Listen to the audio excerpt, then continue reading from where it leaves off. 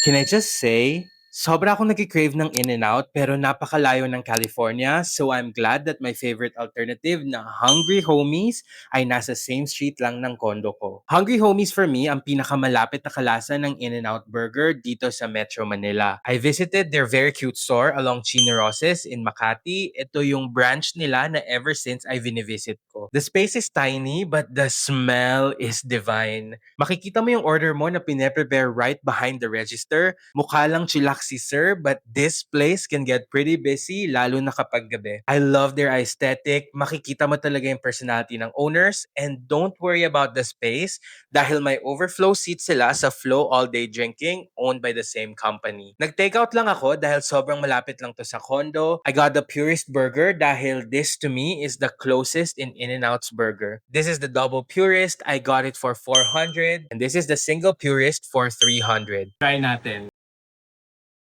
Sarap. Grabe, parang hindi ko na kailangan pumunta ng Amerika para mag-In-N-Out. Also, can I say, the best pickles sa lahat ng burger sa Pilipinas. Try nyo din. Sobrang sarap ng smashed patties, the solid beef flavor, and the crispy edges. Together with their secret sauce ay talagang 10 out of 10 for me. I also got the cheesy french fries. It's their hand-cut fries with cheese sauce. I love the simplicity. Here's their menu, pause for reference. Overall, kung hinahanap-hanap mo ang lasa ng In-N-Out and make it better suited to Filipino palate, Hungry Homies talaga ay isa sa top contender. It's no BS, just straightforward burger. Every element is well executed and hindi ka ife-fail kung naghahanap ka ng masarap na cheeseburger. So I say go na, try mo na.